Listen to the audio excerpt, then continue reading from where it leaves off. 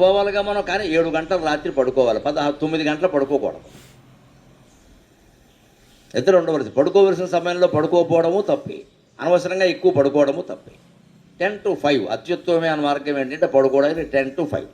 రాత్రి 10ంటికి పడుకోవాలి, 5 గంటలకు లేవాలి. అప్పుడు జీవితాంతం ఆనందంగా ఉంటాం, ఎప్పుడూ ఉత్సాహంగా ఉంటాం. ఇప్పుడు 1 గంటకో 2ంటికో పడుకుంటారు, మళ్ళీ 11ంటికి లేస్తున్నారు, 2 తప్పులే. నమశివాయ. 1 గంట అయినా పడుకోడు, పొద్దున 11 అయినా పైగా 11ంటికి లేచి ఎర్లీ మార్నింగ్. వీడికి ఎర్లీ మార్నింగ్ అంటే 11.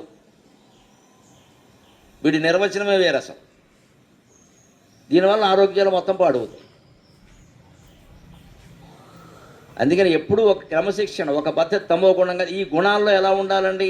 తమో గుణాన్ని తమో గుణంతోనే ఎదిరించాలి, రజోగుణాన్ని రజోగుణంతోనే ఎదిరించాలి, సత్వగుణాన్ని సత్వగుణంతోనే ఎదిరించాలి. అందుకే రామచంద్రమూర్తి విశ్వామిత్రుడు కూడా వెళ్ళేటప్పుడు ఏం చేశాడు? తమో గుణానికి ప్రతీకైన తాటకిని సంహరించాడు, అహల్యని సంస్కరించాడు, సీతని స్వీకరించాడు. ఎంత తేడా ఉందో చూడండి, ఒకే చర్యలో, ఒకే యాత్రలో.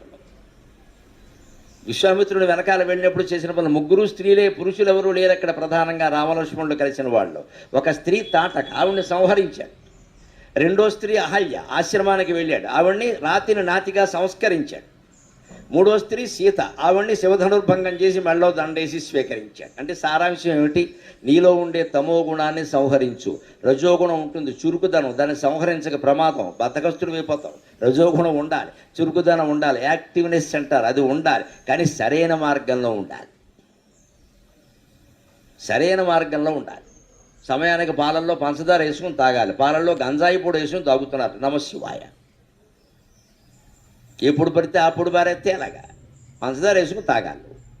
ఇప్పుడు మొత్తం డ్రగ్స్ కొత్త ఉపాయం ఒకటి కనిపెట్టారు. 100 దరిద్రాలకు అనంతకోటి ఉపాయాలని చాక్లెట్లో పెడుతున్నారు, ఐస్ క్రీముల పైన జల్లుతున్నారు. అది సరిపోలేదు చెరగొట్టడానికి. ఇప్పుడు పాలల్లో గంజాయి పొడి, మిల్క్ షేక్, పెద్ద అరబ్ షేక్ లాగా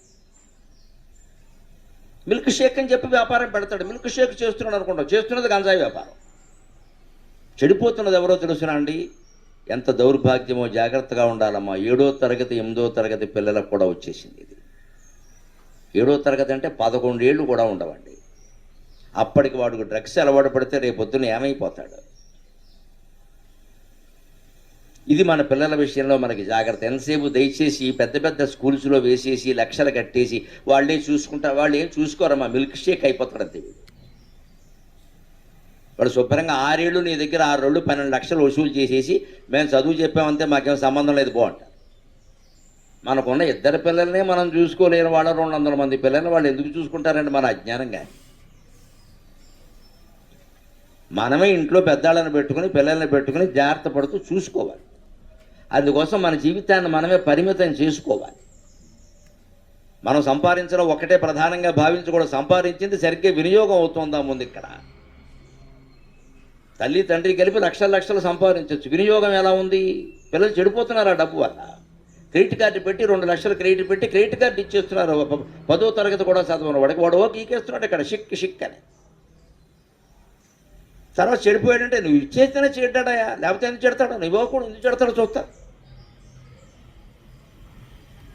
ఈ విషయంలో ఇంకా తల్లి కంటే తండ్రి గట్టిగా ఉండాలండి, గట్టిగా అడగాలి. గొప్ప పేలిపోవాలి మళ్ళీ మాట్లాడతాను.